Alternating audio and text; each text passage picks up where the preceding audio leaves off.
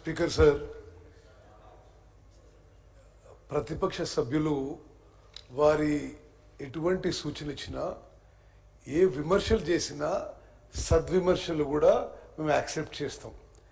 కానీ శాసనసభలో జరిగే ఇంత సీక్రెట్ డిబేట్ ద్వారా మీరు ప్రజల్లో అనుమానాలు, అపోహలు స్ప్రెడ్ చేసే విధంగా ఉండి మాత్రం అది తీవ్రంగా ఖండిస్తున్నాం.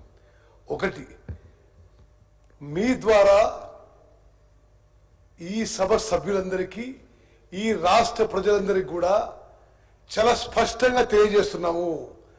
10 ఏళ్ల పాటు వాళ్ళున్నారు, ఢిల్లీలో మీరు 10 ఏళ్ల పాటు ఉన్నారు. మీరు ఎక్కడన్నా బీసీ కులగణన మొదలుపెట్టినండి? మీరు ఏ బీజేపీ రాష్ట్రం మొదలుపెట్టినా? మీరు నరేంద్ర మోదీ గారు మొదలుపెట్టిందా?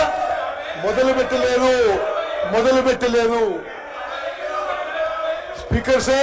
స్పీకర్ సార్, ఇదొక చారిత్రాత్మక మార్పు.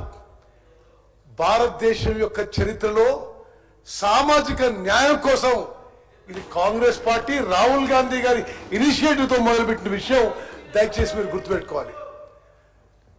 మొత్తం ఎక్సైజ్ గురించి ముఖ్యమంత్రి గారు వివరంగా చెప్పారు. నేను నా సుదీర్ఘ కాలంలో శాసనసభలో, పార్లమెంట్లో అనుభవంతో ఇంత భారీ స్థాయి ఎక్సర్సైజ్ ఇంత మెటికులస్ గా, ఇంత సిస్టమాటిక్ గా జరగలేదని చెప్పి నేను మనం చేస్తున్నాను.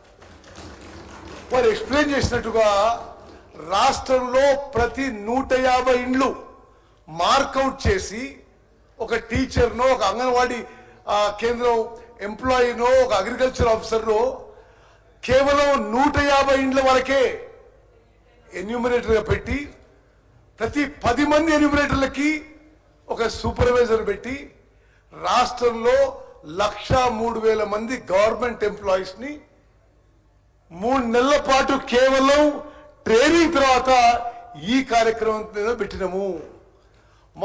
మా ప్రభుత్వం యొక్క చిత్తశుద్ధిని మీరు శంకించొద్దు. మేము బీసీల విషయంలో, ఎస్సీ ఎస్టీల విషయంలో దయచేసి మీరు గమనించాలి. Congress party stands for social justice. Rahul Gandhi గారు పార్లమెంట్ లో బయట మాట్లాడినట్టుగా మేము సామాజిక న్యాయానికి కట్టుబడిన విషయం మనం చేస్తున్నాం. స్పీకర్ సార్, ఒకటి ఆ ప్రక్రియ విషయంలో మీకు ప్రతిపక్ష సభ్యులందరికీ కావాలంటే మరోసారి what is the exercise which went in to this whole exercise, this whole effort మేము సపరేట్గా కూడా ప్రజెంటేషన్ ఇస్తాం. మీరు మేము చేసిన ప్రక్రియలో ఏమైనా పొరపాట్లు చెబితే we are willing to correct ourselves. Speaker sir, సభ్యులందరికీ, రాష్ట్ర ప్రజలు నేను తెలియజేస్తున్నా, తెలంగాణ రాష్ట్రంలో 1 year లో జరిగిన ఎక్సైజ్ బహుశా భారతదేశంలో ఏ రాష్ట్రంలో జరగలేదు. ఇంత మెటికులస్ గా, ఇంత సిస్టమాటిక్ గా, ఇంత ఇంక్లూజివ్ గా ఎక్కడ జరగలేదని చెప్పి నేను మనం చేస్తున్నారు. అదేవిధంగా శంకర్ గారు, తలసాని శ్రీనివాస్ యాదవ్ గారు, శంకర్ గారు, మీరు చేస్తున్న సూచనలు కానీ సద్విమర్శలు కానీ వి యాక్సెప్ట్. బట్ ప్రజల్లో అపోహలు, అనుమానాలు వద్దు. మీరు ఏదో ఫిగర్స్ కలిపి మీరు తగ్గిపోయినారు. ఎవరు తగ్గలేదు. దేనికి తగ్గినరు? ఏ ఫిగర్ పోల్స్తున్నారు మీరు? ఇదంతా చాలా సైంటిఫిక్ గా, సిస్టమాటిక్ గా, లాజికల్ గా చేసిన ఎక్సర్సైజ్. నేను మళ్ళోసారి మీకు మనం చేస్తున్నా, ఎవరిదో పర్సంటేజ్ తగ్గిందని మీరు రకరకాలుగా మనం చేస్తున్నారు.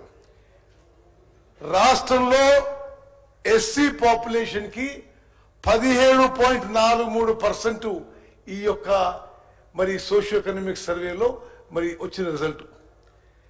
ST population 10.45%, BC population 56.33%, ఓసీలు 15.79%.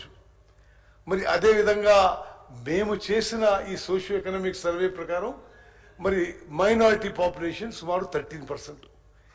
నేను మీకు ఏం మనం చేస్తున్నానంటే స్పీకర్ సార్, ఒకటి, ఈ ఎక్సర్సైజ్ అయితే అధికారులు మరి చాలా సిస్టమాటిక్ గా ప్లానింగ్ డిపార్ట్మెంట్ ద్వారా రాష్ట్ర వ్యాప్తంగా చేయడం జరిగిందో, ఎస్, మా లెక్కల ప్రకారం రాష్ట్ర జనాభా 3,70,00,000. 3,70,00,000లో 3,54,00,000 మందికి ఇండివిజువల్ సర్వే జరిగింది. మేము వచ్చిన లెక్క ఫిజికల్ గా లెక్క ఎంత వచ్చిందంటే 4,20,00,000 ఉండాలి, 5 కోట్లు ఉండాలంటే దానికి ఎవరేం చేయాలి? ఇది సిస్టమేటిక్ గా మొత్తం రాష్ట్రంలో ప్రతి ఇంటికి మార్కింగ్ జరిగి, లిస్టింగ్ జరిగి, ఎన్యూమినేటర్స్ మార్క్ అయ్యి, ట్రైనింగ్ అయ్యి, ఇంటింటికి పోయిన సర్వే. మరి ప్రతిపక్ష శాసనసభ్యులు మనం చేస్తున్న సెన్సస్ లో కూడా బహుశా ఇంత సిస్టమేటిక్ జరగకపోయిండొచ్చు. ఈ ఫిగర్స్ లో దయచేసి మీరు అనుమానాల అపోహలు కలిగించొద్దు. మా ప్రభుత్వం సోషల్ జస్టిస్ పక్షాన, ప్రత్యేకంగా బీసీలకు సోషల్ జస్టిస్ చేయడానికి పూర్తిగా కట్టుబడి ఉన్నాము. రిజర్వేషన్స్ ఎంత పర్సెంటేజ్ చేయాలి తప్పనిసరిగా ఈ శాసనసభలో తీర్మానం చేసి పార్లమెంట్ పంపిద్దాం. మీరు షెడ్యూల్ 9 పెడతాడు పెట్టండి.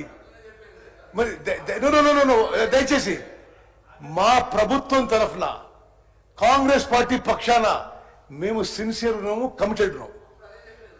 దయచేసి మీరు మా కమిట్మెంట్, మా సిన్సియరిటీ డౌట్ చేయవద్దు, ప్రజల్లో అనుమానాలు పెట్టొద్దని చెప్పి నేను మనం చేస్తున్నా. స్పీకర్ సార్, నేను మళ్ళా ఇంటర్వ్యూ అయితే అవసరం ఉంటే కానీ this is a massive meticulous systematic exercise